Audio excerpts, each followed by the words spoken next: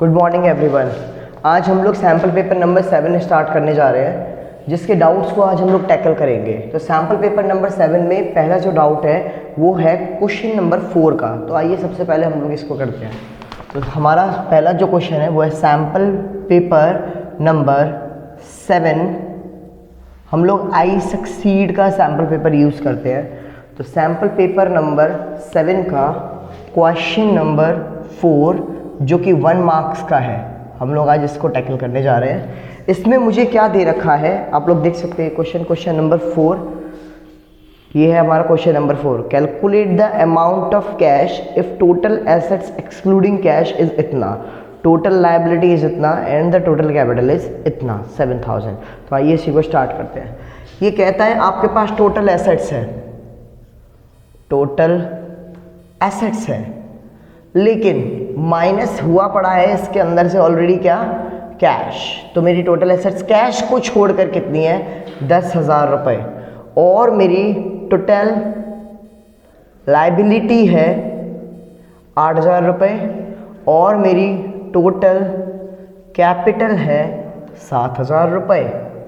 अब मुझे लायबिलिटी दे रखी है और कैपिटल दे रखी है और मुझे क्या बोला है, और एसेट्स दे रखी है। आप लोग ज़रा इसको सम करके देखो क्या ये इसके बराबर बैठ रहा है, क्योंकि हमने बचपन में एक फॉर्मूला पढ़ा था, assets is equal to liability plus capital. और ये फॉर्मूला नहीं है, लॉजिक है कि कैपिटल जो होता है वो बिजनेसमैन का पैसा होता है और लायबिलिटी जो होती है वो अदर देन बिजनेसमैन का पैसा होता है, मीन्स आउटसाइडर का पैसा होता है। इसको हम लोग आउटसाइडर फंड भी बोलते हैं, outsider liability, and this is called internal liability. तो ये किसका है, internal fund, internal fund and external fund. और टोटल मिलके हमारा क्या बनता है, ये बिजनेस की एसेट्स हम लोग परचेज करते हैं।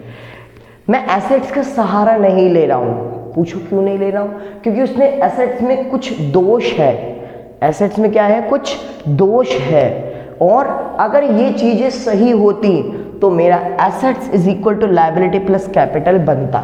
लेकिन आप देखेंगे 8 और 7 कितने होते हैं, 7 दूनी 14 और 1 15, कितना हो गया, 15,000 होता है। लेकिन एसेट्स कितनी है, 10,000। इसका मतलब जो 5,000 का गैप है वो मेरा कैश है। तो मैं एसेट्स का सहारा ना लेकर मैं किसका सहारा लूँगा, लायबिलिटी, क्योंकि लायबिलिटी पूरी है, कुछ एक्सक्लूड नहीं है, कैपिटल पूरी है, कुछ एक्सक्लूड नहीं है। और उन दोनों के सहारे से क्या निकाल दूंगा, एसेट्स निकाल दूंगा। तो आइए देखिए कैसे।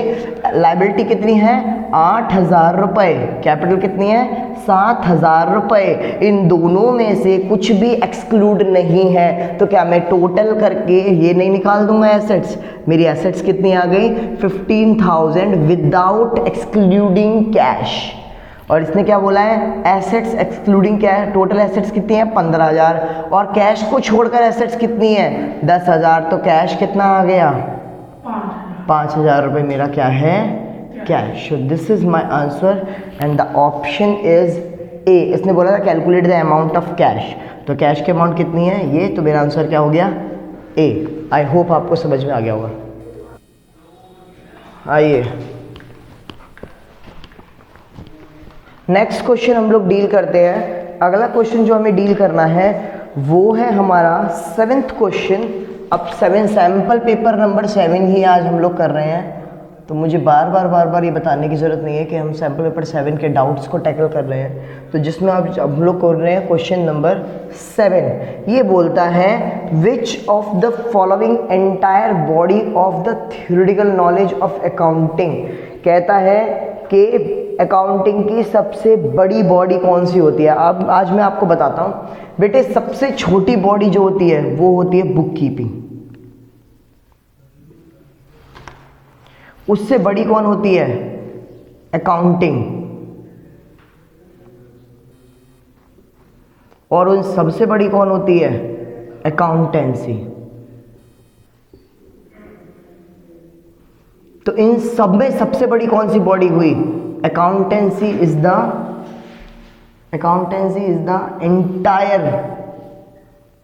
Body of the theoretical knowledge, entire body of the theoretical knowledge of accounting. मैं लॉजिक बताता हूँ ये ऐसा क्यों हुआ।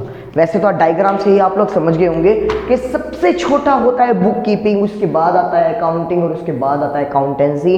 अकाउंटेंसी एक ऐसी चीज़ है जिसकी हम लोग समझते हैं। तो मैं बताता हूँ आपको बुक कीपिंग का मतलब क्या होता है। ये चैप्टर नंबर 1 से बिलोंग करता है। तो आज एक चैप्टर नंबर के 3 टॉपिक क्लियर हो जाएंगे।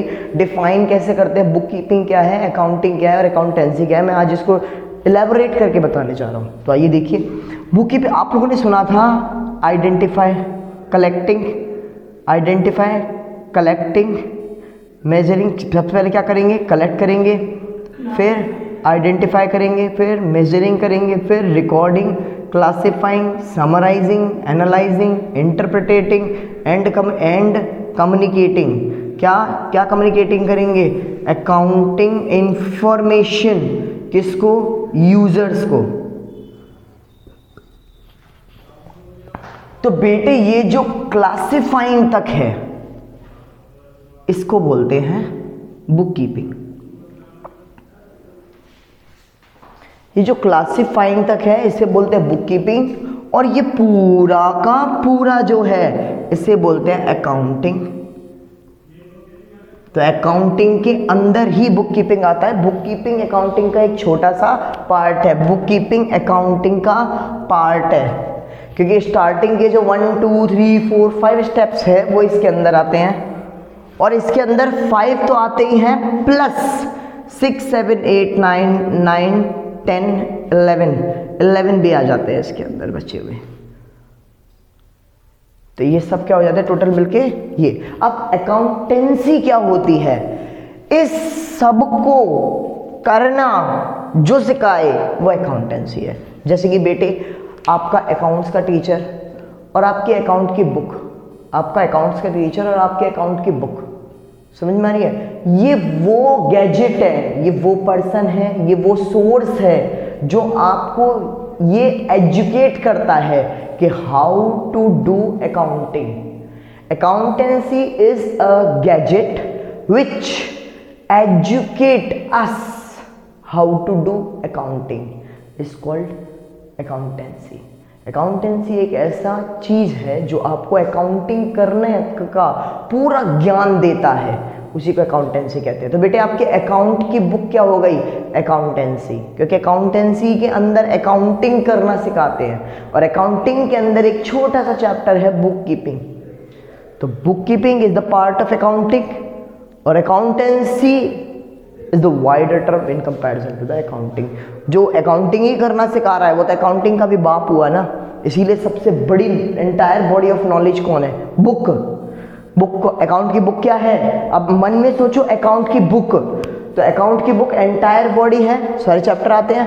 ऑफ द थ्योरेटिकल नॉलेज है, प्रैक्टिकली तो करवाता नहीं है। किसकी थ्योरेटिकल नॉलेज देता है, अकाउंटिंग की, उसी को क्या बोलते हैं, अकाउंटेंसी। उम्मीद करता हूँ आपको समझ में आएगा। तो सबसे बड़ी नॉलेज कौन सी है, अकाउंटेंसी। ठीक है जी, ठीक है जी। तो book keeping is the part of accounting, book keeping is the part of accounting, accounting is include book keeping और अकाउंटेंसी टीच या educate how to do accounting. ठीक है। सैंपल पेपर नंबर 7 का अब हम लोग क्वेश्चन नंबर 10 करने जा रहे हैं। ये बेटे चैप्टर बीआरएस के ऊपर है। मैंने आपको बीआरएस की इंट्रोडक्शन वीडियो बना रखी है, बाकी मैं बच्चों को पढ़ाते हुए और भी वीडियोस ड्रॉप करूँगा, तो आप लोग उसमें देखेंगे कि बीआरएस का ये जो मैं कॉन्सेप्ट है ये किस तरीके से जनरेट हुआ है। तो आइए देखते हैं बेटे। बीआरएस का जो फॉर्मेट बनता है वो कुछ इस तरीके से बनता है। ये बेटे सीए में इस तरीके से पढ़ाया जाता है और मैं इसको 11th के तरीके से मॉडिफाई कर दूंगा। पहले मैं आपको सीए के तरीके से सिखाता हूँ क्योंकि हमारी अकाउंट डेबिट क्रेडिट से ज़्यादा चलती है। तो देखिए ज़रा, बीआरएस लिखूंगा यहाँ पर, इस साइड डेबिट होता है, इस साइड क्रेडिट होता है और इधर पर्टिकुलर होता है। ठीक है जी। अब इसने क्वेश्चन में बोला है, क्वेश्चन नंबर 10 है, क्वेश्चन नंबर 10 में बोला है बैंक चार्जेस से रिलेटेड कुछ एरर है और बोल रहा है कि overdraft as per cash book से स्टार्ट हो रहा है। तो कैसे लिखूंगा, overdraft as per cash book. Overdraft as per cash book कहाँ से स्टार्ट होता है बेटे? क्रेडिट साइड से। अगर बैलेंस होता है बेटे तो इस साइड से स्टार्ट होता है, ओवरड्राफ्ट होता है कैश बुक का तो क्रेडिट साइड से स्टार्ट होता है। ठीक है, अब देखिए ये बोलता है बैंक ने 5,000 रुपये आपके अकाउंट से डेबिट कर दिए 2 बार। अब देखिए बेटे, ये मेरा कैश बुक है, ये मेरी पासबुक है। पासबुक बैंक ने पासबुक में 2 बार पैसे काट दिए, 1 2, और हमने अभी तक एक भी बार पैसे नहीं काटे। तो क्या करेंगे, फिर से क्या करेंगे, क्रेडिट करेंगे 1 2। तो मैंने क्या करा, अकाउंट इसको नीचे करा, नीचे कैश बुक को नीचे या कम करने का तरीका क्या है, क्रेडिट करना। तो मैं 2 बार क्रेडिट करूंगा 5,000। एक बार तो सही, एक बार तो जो सच में क्रेडिट होना था वो करा है, और एक बार जो बैंक ने गलती से कर दिया मुझे मैच करने के लिए तो वो करना पड़ेगा। तो टोटल मैंने कितनी बार क्रेडिट कर दिया, ये 10,000 रुपये का क्रेडिट कर दिया। ठीक है, अब 10 है, और इसको क्या लिखूंगा, wrongly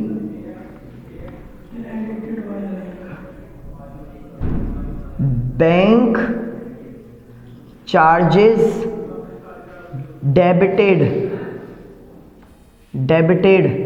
by bank twice. Bank ने 2 बार बैंक चार्जेस क्या कर दिए, डेबिट। अब क्वेश्चन कहता है, अब देखो जहां से स्टार्ट होता है ना बेटे क्वेश्चन, वो साइड हो जाती है ऐड वाली, और जो रिमेनिंग साइड बचती है वो हो जाती है माइनस वाली। तो हमारा आंसर क्या हो रहा है कि मेन बैलेंस के अंदर ये एरर को जो मैंने ठीक करा है, रेक्टिफाई करा है, इसको क्या कर रहे हैं हम, इसके अंदर ऐड कर रहे हैं। तो क्या बोलेंगे हम लोग, ओवरड्राफ्ट का जब क्वेश्चन होगा तो हम इसके क्या कर रहे हैं, ऐड कर रहे हैं। ठीक है, आई होप आपको समझ में आया होगा। इसका आंसर होगा added back to the overdraft balance. Overdraft के बैलेंस में क्या होगा, ऐड हो। हाँ जी, तो क्वेश्चन नंबर 11 हम लोग डिस्कस कर रहे हैं। थ्योरेटिकल क्वेश्चन है कि एंटिटी प्रिंसिपल। हाँ देखिए, सैम्पल पेपर नंबर 7 का क्वेश्चन नंबर 11 में डिस्कस कर रहा हूँ। 11 में बोला गया है dash is also known as business entity principle. बेटे जब भी एंटिटी वर्ड आ जाए तो वो सेपरेट लीगल एंटिटी है। सेपरेट लीगल एंटिटी, सर इसका मतलब क्या होता है? सेपरेट लीगल एंटिटी का मतलब होता है बिजनेस और बिजनेसमैन को अलग अलग माना जाएगा, और हम जब अकाउंटिंग करेंगे तो अपने आप को बिजनेस मानकर चलेंगे, ना कि बिजनेसमैन मानकर चलेंगे।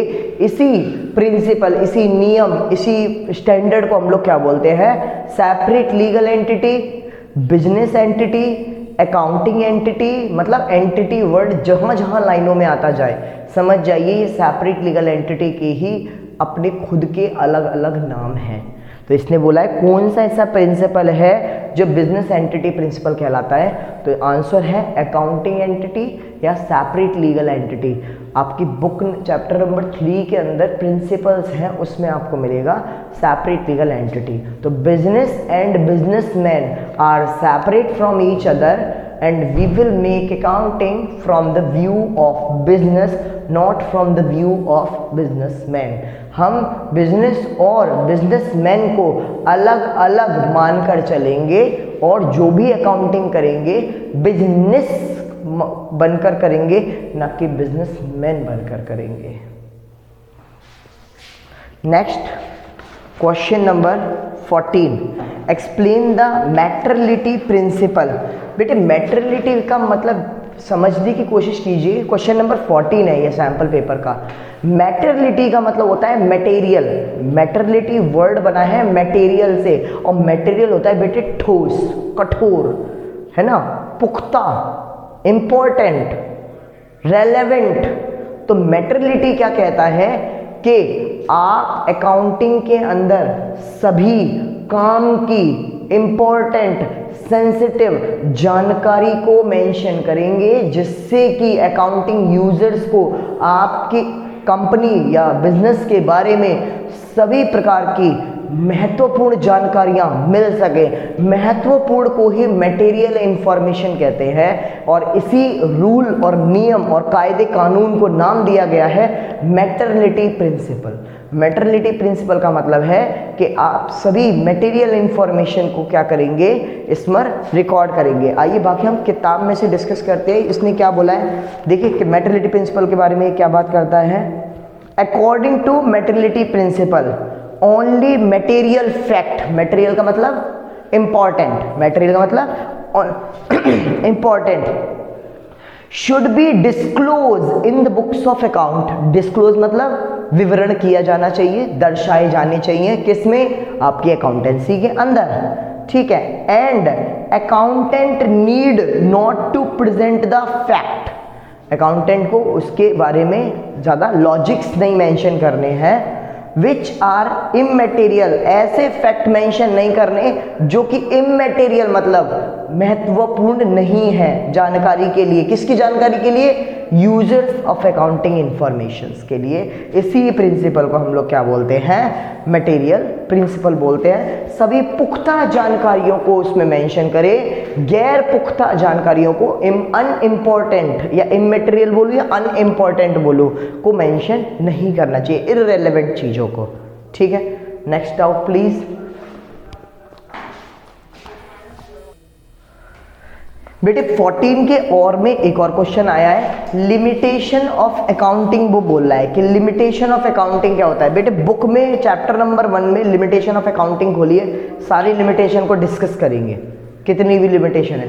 तो बेटे लिमिटेशन का मतलब है अकाउंटिंग के ड्रॉबैक्स बताइए। इतने सारे प्रिंसिपल्स होने के बावजूद भी अकाउंटिंग की कौन सी ऐसी लिमिटेशंस हैं जो कि हमको पढ़नी पड़ती है। तो बेटे one of the very important है कि अकाउंटिंग इज नॉट, आपकी जो टी.एस. गरेवाल बुक है उसमें पेज नंबर 1.5 पे लिमिटेशंस दे रखी है। आप वो बुक खोलकर मेरी वीडियो को देखेंगे तो आपको ज़्यादा समझ में आएगा।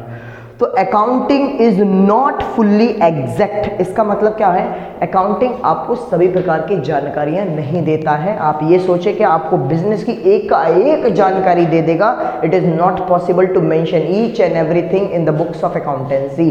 सो accounting mention only the relevant things, sometime irrelevant things is also important for the knowledge purpose, but accounting doesn't mention. And another one thing क्या कि अकाउंटिंग सिर्फ कैश की बातों को मेंशन करता है, क्वांटिटी की बातों को मेंशन करता है, क्वालिटी की बातों को मेंशन नहीं करता है। तो कहीं ना कहीं उसने कुछ चीज़ों को ड्रॉप करा है ना, तो वो ड्रॉप करना ही क्या है कि आपको वो पूरी इंफॉर्मेशन, एग्जैक्ट इंफॉर्मेशन नहीं देता है। इसीलिए क्या बोला गया है, accounting is not fully exact. कुछ लाइनें पढ़ देता हूं मैं, इसकी बुक में क्या मेंशन है, accounting is not fully exact in spite of fact that most transaction are recorded on the basis of evidence। ये कहता है ज़्यादातर अकाउंटिंग के अंदर जो ट्रांजैक्शन होती है वो एविडेंस होता है तो ही रिकॉर्ड करी जाती है। मान लीजिए किसी का एविडेंस नहीं हुआ तो कैसे रिकॉर्ड करोगे उसको, कहीं ना कहीं तो छूट गई ना वो। तो जैसे कानून कहता है कि कानून सबूत मांगता है, अकाउंटिंग कहता है मैं वाउचर मांगता हूँ। मान लीजिए किसी ट्रांजैक्शन का वाउचर नहीं है, एविडेंस नहीं है, तो उसको रिकॉर्ड नहीं करेंगे, और नहीं करेंगे रिकॉर्ड तो वो छूट गई ना। तो that's why accounting is not fully exact information. This is the one limitation of accountancy. Another unrealistic informations होती हैं, विश्वास नहीं किया जा सकता बेटे, मैनिपुलेशंस होते हैं। मैनिपुलेशन का मतलब क्या होता है, मॉडिफिकेशन, धोखाधड़ी, छलावा, छल कपट होता है। तो आइए पढ़ते हैं इसके अंदर, अकाउंटिंग इंफॉर्मेशन में नॉट बी रियलिस्टिक। आप अकाउंटिंग इंफॉर्मेशन पे आंख मूंद कर विश्वास नहीं कर सकते, रियलिटी पर बेस्ड कभी कभी नहीं होती है ये। Since accounting statement are prepared following the accounting concept and convention, कहता है इन सब चीज़ों को ये फॉलो करता है। For example, under the going concern concept it taken the business will continue. Under the बोले यहाँ से भागो, यहाँ से।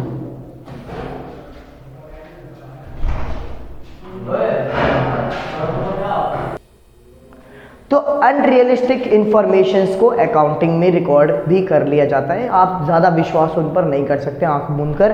कोई ऐसा नहीं कहा गया है कि इसमें जो लिखा है वो सत्य लिखा है, इट इज़ नॉट कंपल्सरी। तो one of the type of ये क्या है, रॉन्ग इन्फॉर्मेशन भी प्रोवाइड करता है। Accounting ignore the qualitative element. Sir qualitative element को ये इग्नोर करता है। जैसे कि बेटे अकाउंटिंग कहता है कि मैं सिर्फ उन्हीं चीज़ों को मेजर करता हूँ जिनको नंबर में मेजर किया जा सकता है। अकाउंट कहता है कि मैं सिर्फ उन्हीं चीज़ों को रिकॉर्ड करता हूँ जिसको नंबर में मेजर किया जा सकता है। जैसे कि पैसा आया, पैसा गया, माल आया इतने रुपए का, माल गया उतने रुपए का, उसने उतने रुपए दिए, उसने इतने रुपए दिए, सब पैसे में मेजर हो रहा है तो ही रिकॉर्ड होगा।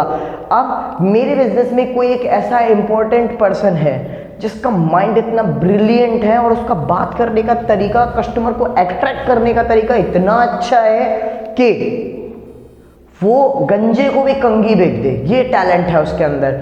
इस टैलेंट को क्या आप नंबर में मेजर कर सकते हैं? क्या इस टैलेंट को अकाउंट की एसेट्स में दिखा सकते हैं? लेकिन वो एसेट्स की तरह है या नहीं? अगर वो पर्सन, कीमैन पर्सन बोलते हैं उनको, अगर वो पर्सन चला जाए कंपनी से, बहुत लॉस होगा, बिजनेस को एक बहुत बड़ा धक्का लगेगा। तो नहीं रिकॉर्ड कराना इसने इंपॉर्टेंट चीज़ों को।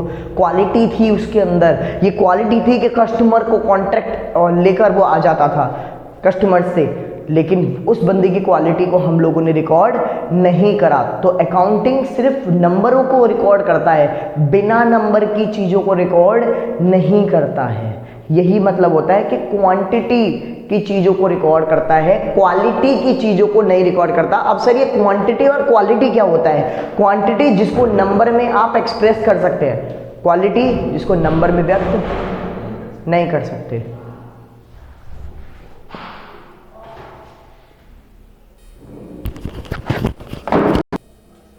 तो क्वालिटेटिव और क्वांटिटेटिव के बीच में आपको डिफरेंस पता चल गया। क्वालिटेटिव का मतलब होता है कि सिर्फ आप उन चीज़ों को कंसीडर नहीं करते हैं जो क्वालिटी होती है। अब जैसे क्वालिटी का मतलब कोई लड़की बहुत सुंदर है, किसी का दिमाग बहुत तेज है, कोई बहुत गुणवान है, इन चीज़ों को हम नंबर्स में मेजर नहीं कर सकते। It can not be measure in terms of number. So that's why we are not recorded in the course of business. But 500 रुपये का माल गया, 500 रुपये का लॉस हो गया, 1000 रुपये की आग लग गई, 1 लाख रुपये का इंश्योरेंस हो गया, इन सब चीज़ों को आप रुपए में मेंशन कर सकते हैं, नंबर में एक्सप्रेस कर सकते हैं, तो इसको हम रिकॉर्ड करते हैं। वैसे ये मनी मेजरमेंट प्रिंसिपल है कि we are recorded only those transaction which can be measure in terms of number, money और क्वांटिटी। हम सिर्फ उन्हीं लेन देन को रिकॉर्ड करते हैं, कंसीडर करते हैं जिसको नंबर में व्यक्त किया जा सकता है।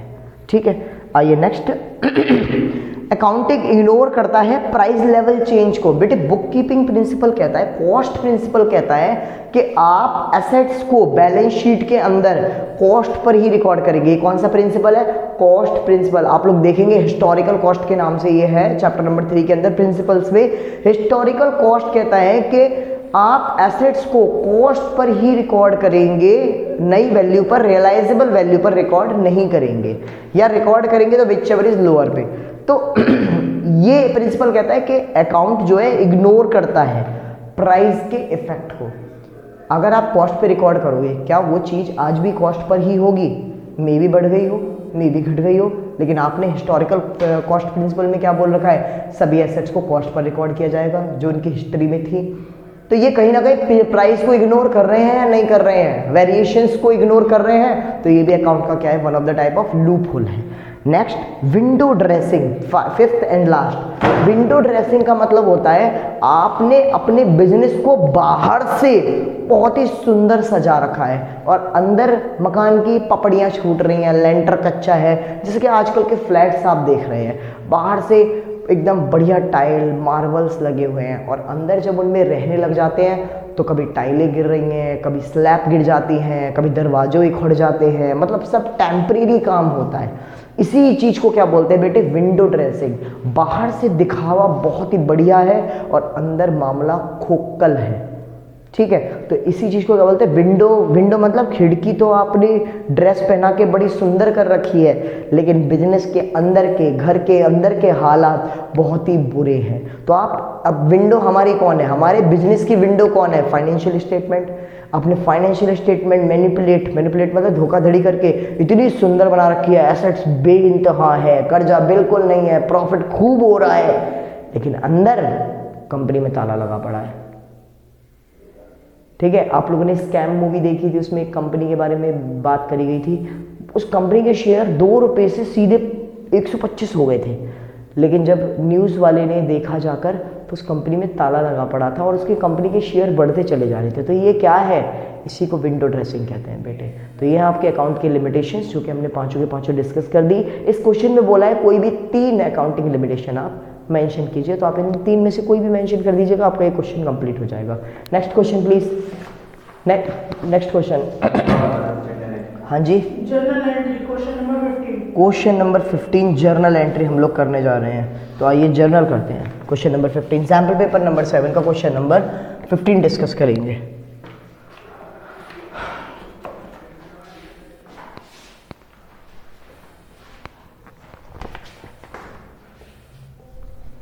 पहला, mister Raja started business with cash. Mister Raja आए हैं क्या क्या लेकर बिजनेस में, लेकर क्या क्या आ रहे हैं, कैश, चेक का मतलब बैंक, बिल्डिंग का मतलब बिल्डिंग एसेट्स। तो ये सब चीज़ें क्या है, वो लेकर आ रहे हैं। Cash account debit, bank account debit, building account debit. कौन ला रहा है, बिजनेसमैन ला रहा है। कौन ला रहा है, बिजनेसमैन ला रहा है। बिजनेसमैन का नाम क्या होता है, कैपिटल। एसेट्स कितने की लाया, 60,000 कैश। बैंक में पैसा कितना लाया, 90,000। बिल्डिंग कितने की लाया, 7,50,000 रुपये। और टोटल मेरी कैपिटल कितने की हो गई है, 9 लाख रुपीज़ की। ये सब चीज़ें क्या है, नॉमिनल। तो ये क्या हो रही है, कम्स, इसलिए डेबिट हो रही है। और दे कौन रहा है, कैपिटल। तो ये कौन हो गया, गिवर, जो कि पर्सनल में आता है। ठीक है, आइए ये थी हमारी 15 की first entry. Now discuss with the second entry. आपने सोल्ड गुड्स कर दिया 3,000 वाला निखिल को 3,750 में प्लस जीएसटी के साथ, प्लस जीएसटी के साथ। तो ये जो माल है ये है कितने का, ये जो माल है ये है कितने का, 3750 का।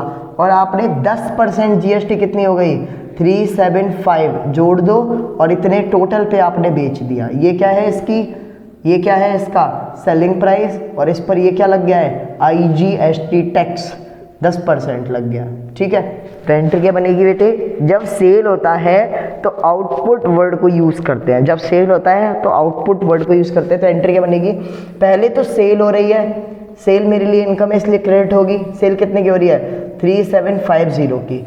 इस पर आईजीएसटी, बेटे टैक्स जब लगता है तो सेलिंग प्राइस बढ़ जाता है। और सेल का नेचर क्या होता है, क्रेडिट। उसको बढ़ाना है तो क्या करूंगा, और क्रेडिट। इसीलिए मैं आईजीएसटी को क्या कर रहा हूं, आईजीएसटी।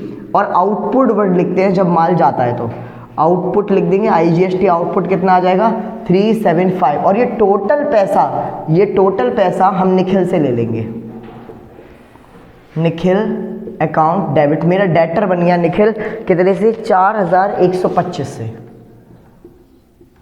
ठीक है जी, तो ये क्या बन गई मेरी एंट्री, सेल की। Last but not the least, entry number 3। एक ओल्ड मशीन है जो कि 40,000 की है। मैं ज़रा इसका डायग्राम बनाता हूँ। आपने क्या करा है, एक ओल्ड मशीन दी है, उसकी वैल्यू कितनी थी, 40,000 रुपये। 40,000 रुपये क्या है उसकी बुक वैल्यू। पर आपने उसको कितने की सोल्ड करा है, 25,000 की। आपने उसकी वैल्यू सेलिंग में कितने डिस्कस किया है, 25,000। उसके बदले आपने क्या लिया है, उसके बदले आपने ली है क्या, 1,20,000 रुपये की न्यू मशीन ली है। और ये क्या है आपकी ओल्ड मशीन। ओल्ड मशीन दी है, न्यू मशीन ली है, एक्सचेंज कराया आपने। ठीक है, तो क्या एंट्री बनेगी, मशीन आपके पास कितने की आ रही है, मशीन अकाउंट डेबिट कितने की मशीन आ रही है, 1,20,000 रुपये की।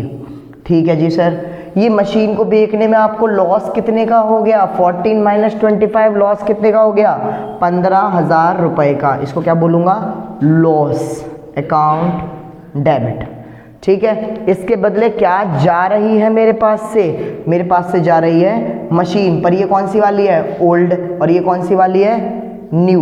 न्यू वाली आ रही है, ओल्ड वाली जा रही है। और कितने की जा रही है ओल्ड वाली, 40,000 की। सर आपने 25 क्यों नहीं लिखा, क्योंकि बेटे 14 मैंने क्रेडिट कर दिया और 15 मैंने डेबिट कर दिया, तो कहीं ना कहीं ये कट के क्या हो गया, 25 हो गया। ठीक है, बाकी जो बैलेंस बचा वो हमारा क्या हो गया, उधार हो गया। और दुकान वाले का नाम क्या है यहाँ पे, machine tools limited. Balancing figure मेरा कितना आ जाएगा, 96,000 रुपीज़। तो ये मेरी हो गई एंट्री। तो ये तो आपका हो गया पुरानी मशीन से रिलेटेड चीज़ें। और ये आपकी नई आ रही है एज इट इज़। और ये आपके कौन बन गए हैं जी, क्रेडिटर जिनको आपको पैसा देना बचा हुआ बाकी है। समझ में आई बात? आ गई? तो क्वेश्चन नंबर 15 आपका हो गया इस हिसाब से। रोक ये है, इसके अंदर आग लग गई है और इंश्योरेंस नहीं हुआ पड़ा है। जिसको बेटे लॉस बाय फायर से रिलेटेड, इंश्योरेंस से रिलेटेड चीज़ें देखनी है, मैंने एक वीडियो बना रखी है जिसका नाम है लॉस बाय फायर से रिलेटेड। आप उस वीडियो को देखेंगे तो आपको ये ट्रांजैक्शन समझ में आ जाएंगी कि जब लॉस होता है और इंश्योरेंस नहीं होता तो क्या होता है, इंश्योरेंस होता है तो क्या होता है, इंश्योरेंस आधा मिल गया आधा नहीं मिला तो क्या होता है। तो आप उस चीज़ कॉन्सेप्ट को वहाँ से सीख सकते हैं। मैं फ़िलहाल यहाँ पे बस समझा रहा हूँ आपको। जब लॉस होता है बेटे किसी माल का तो एंट्री होती है loss by fire account debit to purchase. आप परचेज भी लिख सकते हैं, ट्रेडिंग अकाउंट भी लिख सकते हैं। कितने का माल में आग लग गई है हमारे? 3000 रुपये के। तो ये आपकी फोर्थ एंट्री हो गई। अगर ये इंश्योरेंस नहीं होती, अगर ये इंश्योरेंस नहीं होता, और इसको राइट ऑफ करने की भी एंट्री बेटे मैं आपको सिखा देता हूँ। इसको राइट ऑफ करने की एंट्री होती है जब सारा का सारा लॉस हम बियर करते हैं, इंश्योरेंस कंपनी बियर नहीं करती, तो एंट्री बनती है P&L account debit to loss by fire. इसे बोलते हैं बेटे राइट ऑफ करने की एंट्री। ये जो एंट्री है, ये सेकंड वाली जो एंट्री है, इसको बोलते हैं राइट ऑफ करने की एंट्री। ये है लॉस होने की एंट्री और ये है लॉस को राइट ऑफ। राइट ऑफ का मतलब होता है P&L में ट्रांसफर करना। किसी भी लॉस को जब ट्रांसफर करते हैं P&L में तो उस वर्ड को बोला जाता है टेक्निकली राइट ऑफ करना। राइट ऑफ का मतलब सदमा भुला देना। तो मैंने राइट ऑफ कर दिया, कितने का लॉस राइट ऑफ कर दिया? 3000 रुपये का। और वैसे भी जवाब देखेंगे, जैसे भी जवाब देखेंगे तो P&L के डेबिट साइड में आता है लॉस बाय फायर। ठीक है, यहां पर भाई किसको हिचकी आ रही है?